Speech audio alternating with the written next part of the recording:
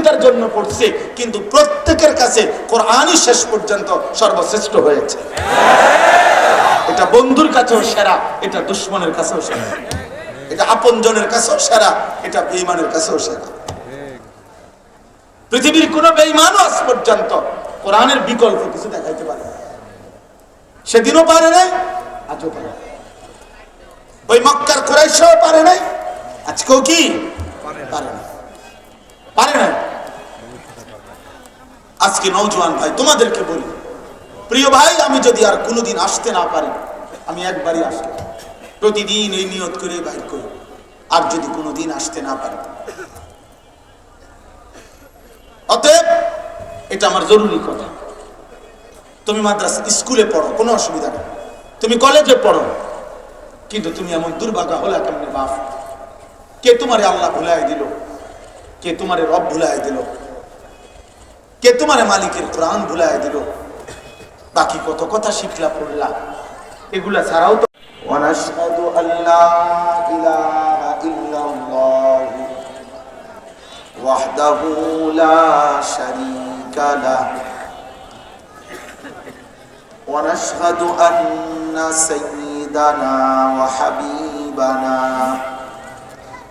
ওয়া মাওলানা মুহাম্মাদান আবদুহু ওয়া রাসূলুহু আম্মা বা'দু ফাআউযু বিল্লাহি মিনাশ শাইতানির রাজীম। বিসমিল্লাহির রাহমানির রাহিম।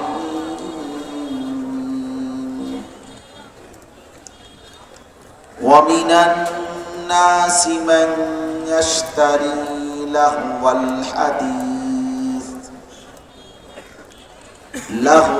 হাদিস লিয়ুদিল্লা আন সাবিলিল্লাহি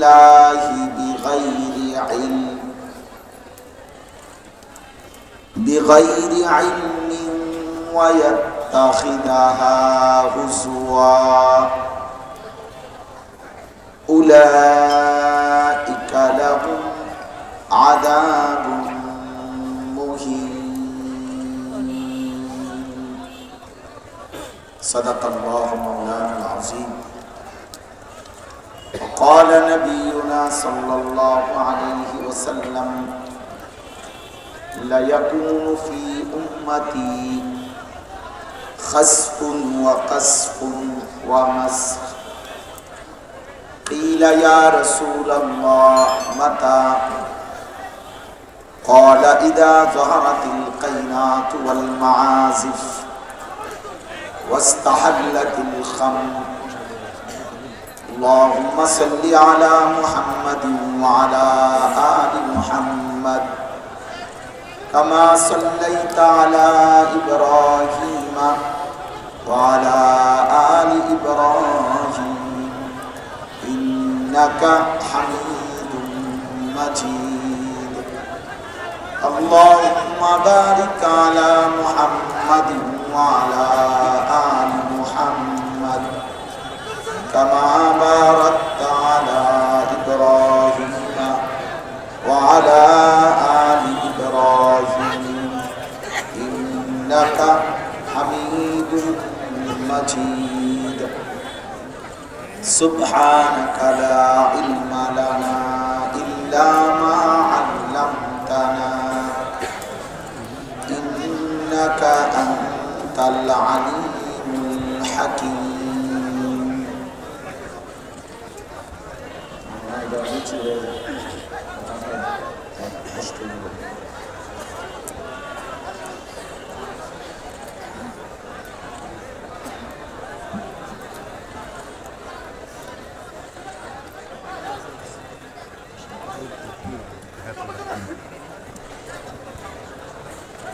আলহামদুলিল্লাহ, আল্লাহ পাক রব্বুল ইজ্জত যুল জালাল ওয়াল ইকরামের ফজল কারাম, রব্বুল আলামিনের অপরিসীম ইহসান, মেহেরবানি, দয়া, আল্লাহ তাআলা আমাদেরকে আজ 14 নভেম্বর 2025 রোজ শুক্রবার ফরিদপুর জেলা সালথা উপজেলাধীন সালথা সরকারি মডেল হাই স্কুল মাঠে সালথা মার্কাজুল কোরআন মাদ্রাসা ও এলাকাবাসীর উদ্যোগে আজকের এই তৃতীয় বার্ষিক ওয়াজ মাহফিলে আল্লাহ তাআলাই আমাদেরকে আসবার বসবার আল্লাহর জন্যই জমা হওয়ার তৌফিক দান করেছেন। আলহামদুলিল্লাহ। প্রিয় ভাই, চেষ্টা করতেছে সবাই মিলে যে যদি আরো কিছু ছাতি তোমাদের বসার সুযোগ হয়, প্রয়োজনে নিজেদের জুতার উপরে একসাথ করি, ওইখানেও পারলে বসো। যদি সুযোগ হয় তাহলে পিছনের ওয়ালারা তো দেখবে, এই জন্য সম্ভব হলে বসার চেষ্টা করো, তাহলে আরো একজন আল্লাহর বান্দার উপকার হবে, সওয়াব পাইবা। নওজোয়ান ভাই দেখো, বসো, চেষ্টা করো।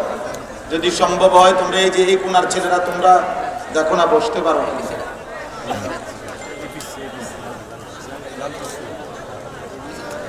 আল্লাহ পাক রব্বুল আলামিন ফজল আল্লাহ তাআলার কারণ যে আল্লাহ তাআলা আমাদেরকে আজকের এই দ্বীনি মজমায় একত্রিত হওয়ার তৌফিক দান করেছেন। আলহামদুলিল্লাহ। বাস্তবতা হলো আল্লাহর কথা, কোরআনের কথা, আল্লাহ তাআলার আদেশ, সরাসরি আল্লাহ তাআলা আদেশ করেছেন ফাসতামিউ লাহু ওয়া আনসিতু। আল্লাহ তাআলা বলেন যখন আমার কোরআন পড়া হয় তো তখন তোমরা মনোযোগ দিয়ে শোনো এবং চুপ থাকো। সরাসরি আল্লাহর আদেশ, মনোযোগ দিয়ে শোনো এবং চুপ থাকো। এতে করে আল্লাহ তাআলা ওয়াদা দিয়েছেন লাআল্লাকুম তুরহামুন, যদি মনোযোগ দিয়ে শোনো এবং চুপ থাকো তো আল্লাহ নিজে বলছেন অবশ্যই তোমাদের উপরে রহমত বর্ষিত হবে। রহমত বর্ষিত হবে মানে কি?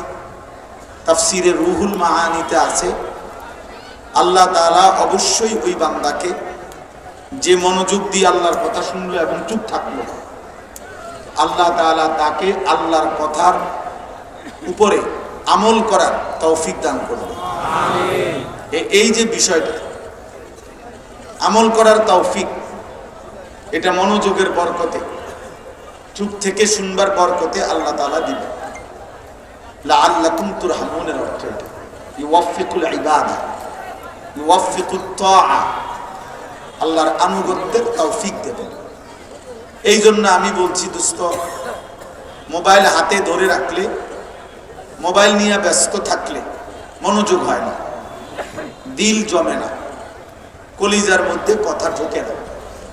মূলত কারো মোবাইলের মধ্যে যদি 10 লক্ষ ওয়াজও থাকে, এতে করে তার কবর আযাব মাফ হবে? আখিরাতের কোনো ফায়দা হবে? হবে না, কোনো ফায়দা হবে।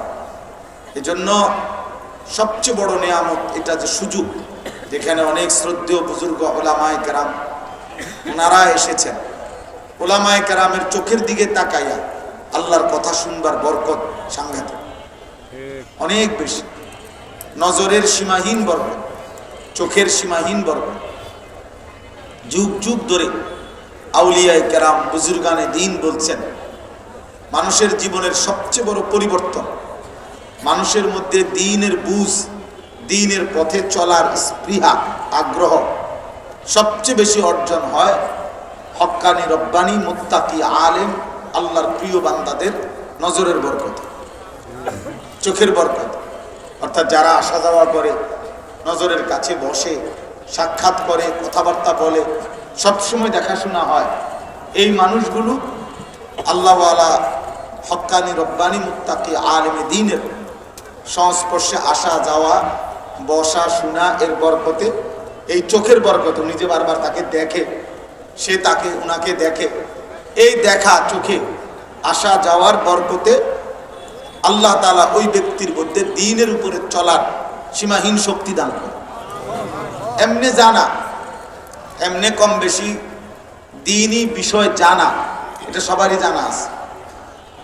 আজকে 10 বছর যাবত যে কোনোদিন 5 ওয়াক্ত নামাজ পড়ে নাই এমন ব্যক্তিকেও যদি জিজ্ঞেস করা হয় মুসলমান যে ভাই নামাজ কয় ওয়াক্ত, তো সেও বলবে 5 ওয়াক্ত।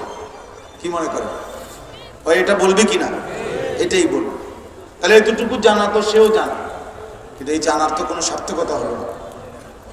আজকে 30 বছর ধরে যে সুদ খায়, এমন কোন সুদখোর হারামখোরকেও যদি জিজ্ঞেস করেন যে ভাই বলেন তো সুদ খাওয়া কি, তো উনি কি বলবে? মুস্তাহাব। কি বলবে? হারাম।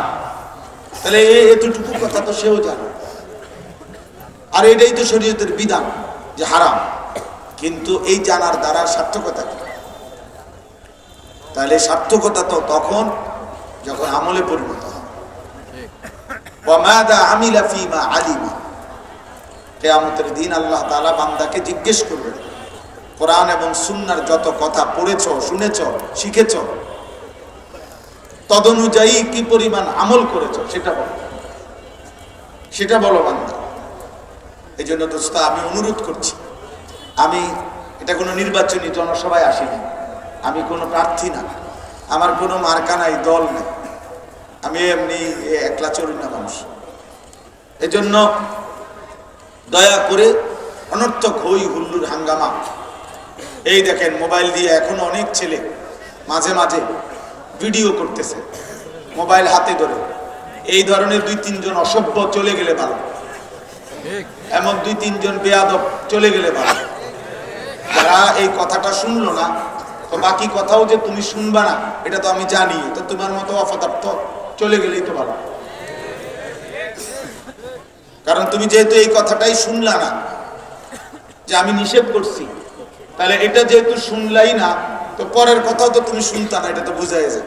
দুই তো চারে, দুই কি আর ছয় নেই, তাহলে এটা তো বোঝাই যায়। এই প্রথম আচরণ দ্বারা তো বোঝাই যায় পরের আচরণটা কি হবে। এই জন্য আমি আবারও বলছি, যে মোবাইল হাতে দিয়ে ভিডিও করে রেকর্ড করে, পরে ধাক্কা দিয়ে বাইর করে দাও, পরে আলগি দিয়ে বাইরে ছাড়ে ধরা দাও, বাকিরা দায়িত্ব পালন করে। আল্লাহ আমাদেরকে হেফাজত করেন। পবিত্র কোরআনুল কারীমের 21 নম্বর পারা 31 নম্বর সূরা, সূরায়ে লুকমান, এই সূরার 6 নম্বর আয়াত, একটি আয়াত আমি তেলাওয়াত করেছি। ইনশাআল্লাহ এই একটি আয়াতকে সামনে রেখে সামান্য কিছু কথাই আমি আরজ করতে চাই। আল্লাহ তাআলা আমাদেরকে তৌফিক দান করেন। আমিন।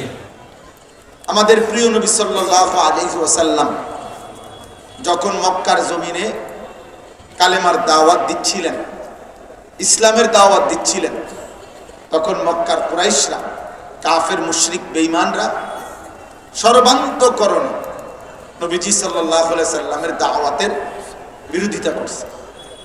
যত আইটেমের হইতে পারে, যত রকমের হইতে পারে, সব রকমেই তারা বিরোধিতা করছে। বিশেষ করে প্রথমত নবীজি সাল্লাল্লাহু আলাইহি সাল্লাম এবং সাহাবায়ে কেরাম যারা নতুন ঈমান আনতো, তাদের উপরে কাফেররা শারীরিকভাবে ভীষণ জুলুম নির্যাতন করছে। সাহাবায়ে কেরাম হযরত বেলাল, হযরত খাব্বাব, হযরত খুবাইব, হযরত আম্মার, হযরত ইয়াসির, হযরত সুমাইয়া, হযরত জানিরা, এই সমস্ত সাহাবায়ে কেরামের ইসলাম গ্রহণ করার পরে মক্কার জমিনে জুলুম নির্যাতনের কাহিনী অনেক করুণ, অনেক করুণ কাহিনী, যে ইসলামের জন্য ওনারা কি পরিমাণ অবর্ণনীয় জুলুম নির্যাতন সয়েছেন।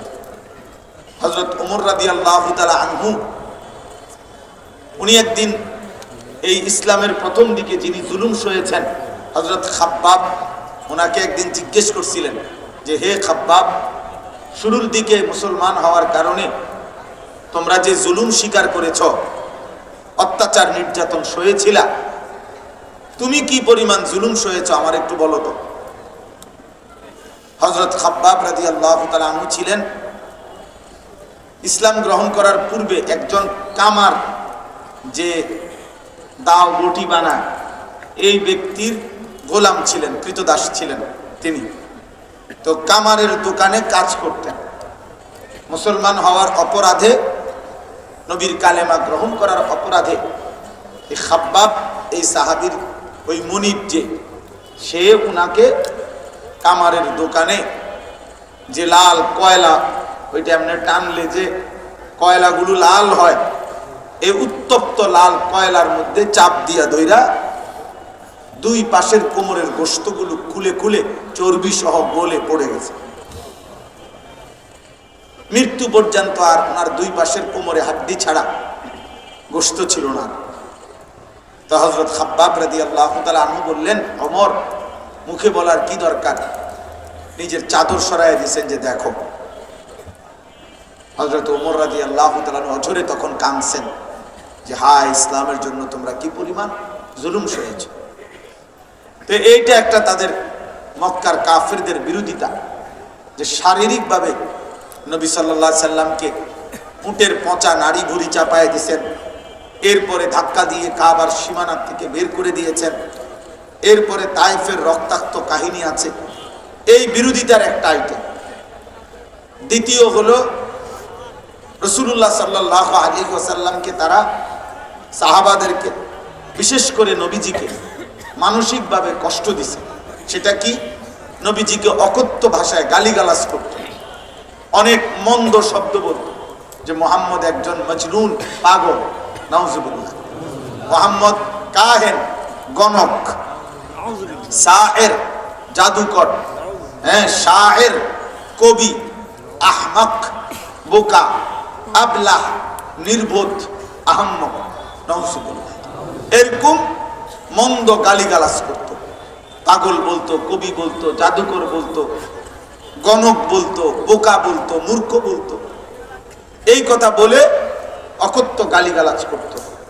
এটাও নবীজির উপরে মানসিকভাবে তারা নির্যাতন করেছে। আমি সংক্ষেপে বলতেছি।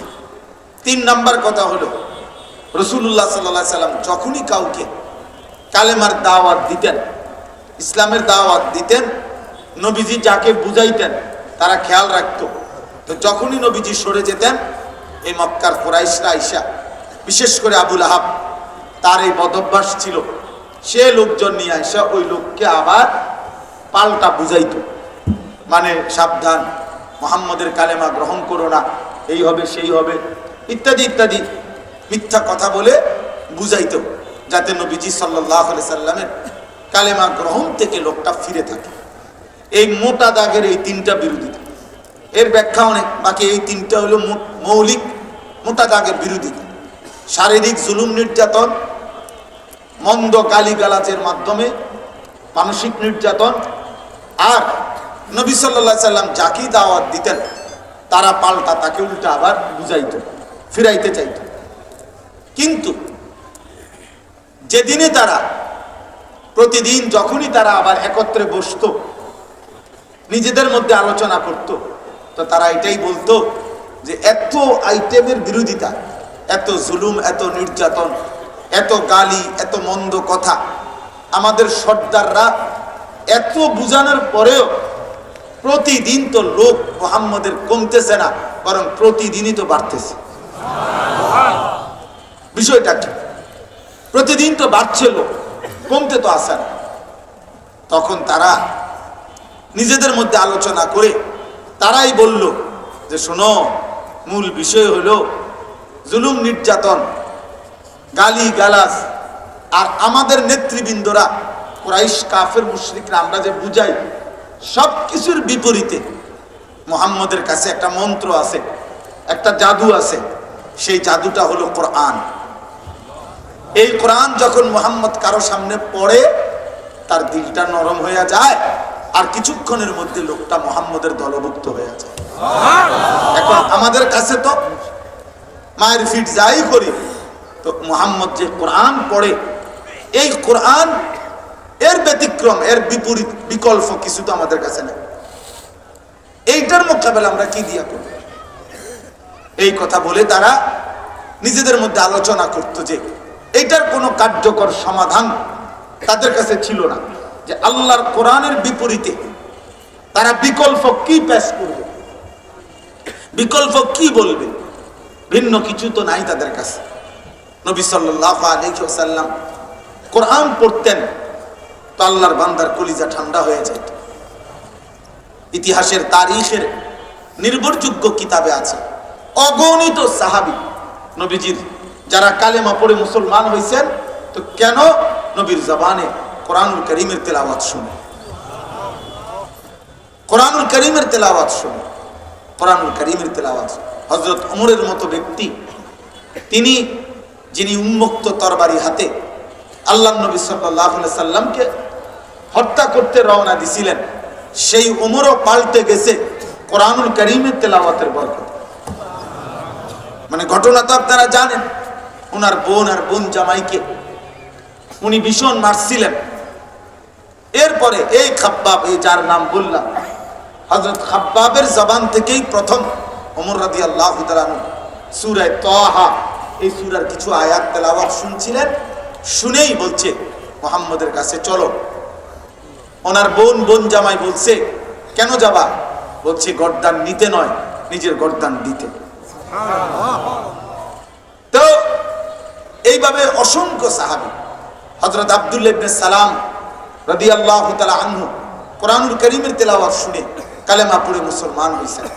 হযরত তুফাইল ইবনে আমর আদ-দাউসি রাদিয়াল্লাহু তাআলা আনহু কোরআনুল কারীমের তেলাওয়াত শুনে কালেমা পড়ে মুসলমান হয়েছেন।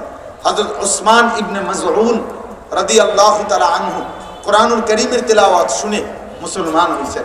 এরকম অগণিত সাহাবী যারা আর কিছু বলতে হয় না, শুধু আল্লাহর কোরআন শুনছেন, কালেমা পড়ে মুসলমান হয়ে গেছেন।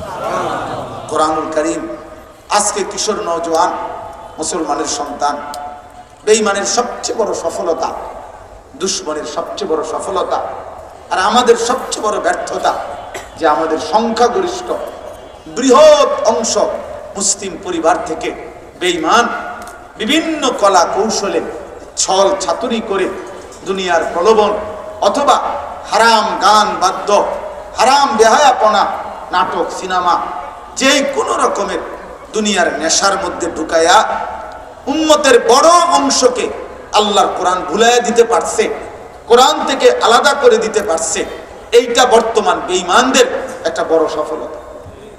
আজ মুসলমানের লক্ষ লক্ষ কোটি কোটি কিশোর যুবক জানে না আল্লাহর কোরআন কি। ও শুধু নামই জানে যে আমাদের ধর্মগ্রন্থের নাম কোরআন। কোরআনের ব্যাপারে এতটুকু কথা জানা যে কোরআন আমাদের ধর্মগ্রন্থ, খোদার কসম, এই এতটুকু জানবার জন্য 23 বছর কোরআন নাজিল হয় না। তুমি আমি শুধু এতটুকুই জানলাম, এতটুকুর জন্য না। নবী সাল্লাল্লাহু আলাইহি ওয়াসাল্লামের উপরে আল্লাহর কোরআন, শুধু কোরআনের আয়াত নিয়ে হযরত জিবরাইল আলাইহিস সালাম আল্লাহর পক্ষ থেকে কমপক্ষে 24,000 বার নবীজির উপরে কোরআন নাজিল করছে। 24,000, আরো বর্ণনা আছে 24,000 বার।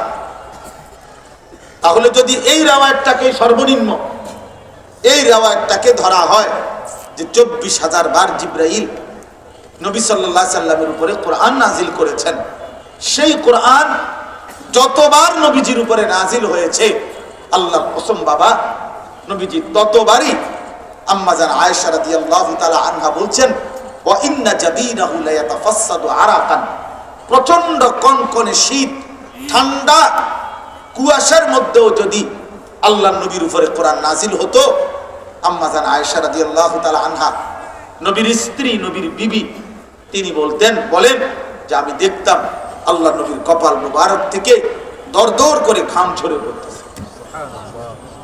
যতবার আল্লাহর কোরআন নাজিল হয়েছে, ততবার নবী সাল্লাল্লাহু আলাইহি সাল্লামের পবিত্র দেহ মুবারক থেকে ঘাম ঝরছে, কপাল থেকে ঘাম ঝরেছে, ওহীর ভারে, কোরআনের ওজনে।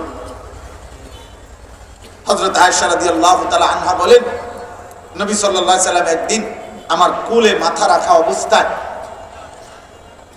স্বামী স্ত্রী, এজন্য স্ত্রীর কোলে নবীজির মাথা মুবারক ছিল, এই অবস্থায় কোরআনুল কারীমের কিছু অংশ নাজিল হয়েছে। হযরত আয়েশা বলেন, এই ওয়াহির ভারে, কোরআনের শব্দের ভারে আমার মনে হয়েছে আমি যেন নবীকে সহ 7 তবক জমিনের নিচে ডাইবে গেছি, এত ভারী। হযরত যায়েদ ইবনে সাবিত রাদিয়াল্লাহু তাআলা আনহু, তিনি বলছেন, নবী সাল্লাল্লাহু আলাইহি সাল্লাম একদিন আমার রানের সাথে নবীজির রান মোবারক লাগানো ছিল। এই সময় কোরআনুল কারীমের 3টি শব্দ, গায়রু উলিদ দারার, এই 3টা শব্দ নাজিল হয়েছে। শুধু 3টা শব্দ, গায়রু উলিদ দরার। তিনি বলেন শুধু নবীজির পবিত্র রানের সাথে আমার রানের স্পর্শ ছিল, এই কারণে আমার কাছে এই 3 শব্দের ভার মনে হয়েছে। আমি যেন আল্লাহর নবীকে সহ আমি যেন জিন্দা মাটির নিচে যেন দাফন হয়ে যাচ্ছি। এত ভারী, এত আজিমুশ শান কোরআনুল কারীম। ইন্না সানুলকি আলাইকা কাওলান সাকিলা। আল্লাহ নিজে বলছে, বন্ধু আমি আপনাকে শোনাচ্ছি, আপনার উপরে নাজিল করছি বড় ভারী, কাওলান সাকিলা, বড় ওজনওয়ালা। আজকে বাবা যারা আছেন, অভিভাবক যারা আছেন, যারা তাদের সন্তানকে আল্লাহর কোরআন থেকে বঞ্চিত করলেন, আপনি তাকে এই কায়নাতের এই সৃষ্টির সর্বশ্রেষ্ঠ নিয়ামত থেকে বঞ্চিত করলেন। বাকি বাংলা, অঙ্ক, ইংরেজি, পদার্থ, জীববিজ্ঞান, রসায়ন বিজ্ঞান পড়া হারাম না, বাকি না পড়লেও চলতো। পড়া হারাম নয়, বাকি না পড়লেও দুনিয়া চলত। এই সবগুলো পড়ালেখা ছাড়াও এই পৃথিবীতে মূর্খ, বকলম, নাম দস্তখত করতে জানে না, টিপসই দেয় এমন অসংখ্য গণ্ড মূর্খ এই দুনিয়া কোটি কোটি টাকা, কোটি কোটি দুনিয়া উপভোগ করছে। তাহলে সে মানুষটা দুনিয়া কেমনে ভোগ করছে? সে দুনিয়া কিভাবে ভোগ করছে? আপনি আল্লাহর কোরআন বঞ্চিত করলেন, তাকে কোরআনুল কারীমের। আরে মিয়া, আমি তো পরিষ্কার বলি, এই যুবক, আমি তো সাফ বলি বেটা, যে জিব্বা আল্লাহর কোরআন দেখে দেখেও পড়তে পারে না, তোর তো বেটা কোনো জিব্বাই নাই। তুই তো বেটা বোবা, বেটা বোবা, বেটা বোবা, বেটা। বাকি কথা না বললেও চলতো বেটা। বোবা মানুষও বেটা পৃথিবী ভোগ করে বেটা। বাস্তবিকেই যে বোবা, অয়ক খায়, অয়ক ঘুমায়।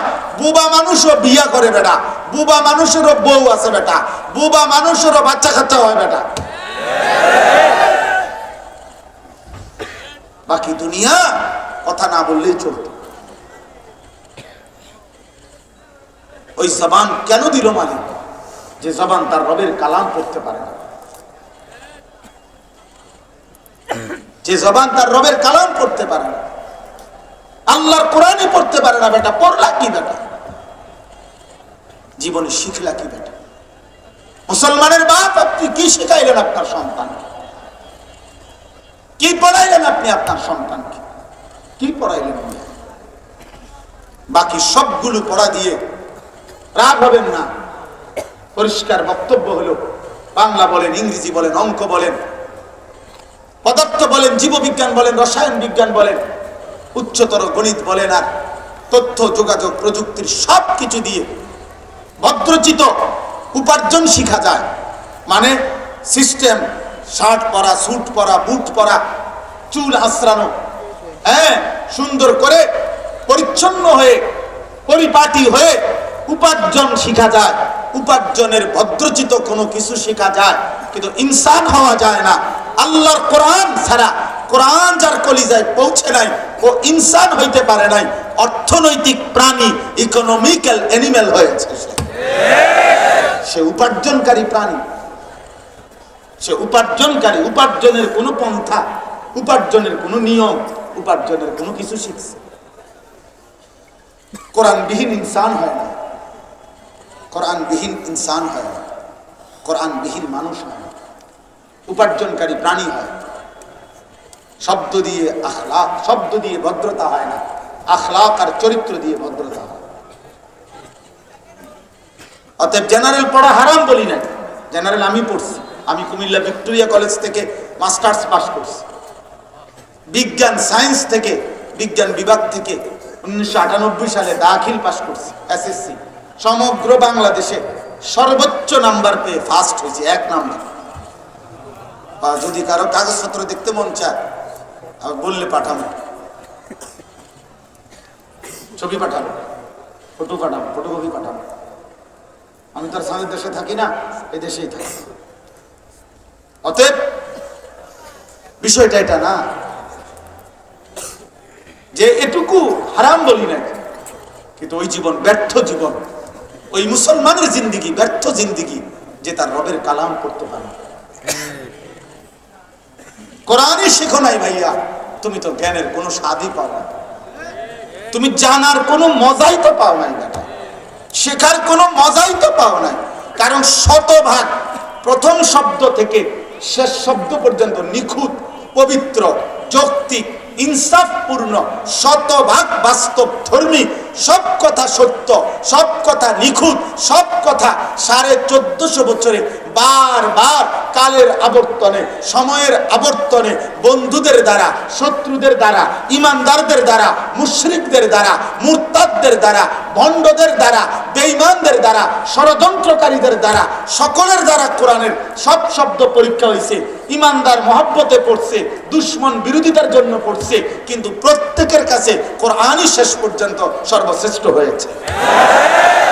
এটা বন্ধুর কাছেও সেরা, এটা দুশ্মনের কাছেও সেরা, এটা আপনজনের কাছেও সেরা, এটা বেঈমানের কাছেও সেরা। পৃথিবীর কোন বেঈমানও আজ পর্যন্ত কোরআনের বিকল্প কিছু দেখাইতে পারে না। সেদিনও পারে নাই, আজও পারে না। ওই মক্কার কুরাইশও পারে নাই, আজকেও কি পারে না, পারে না।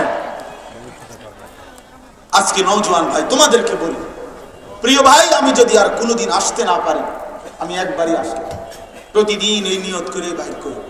আর যদি কোনোদিন আসতে না পারি, অতএব এটা আমার জরুরি কথা।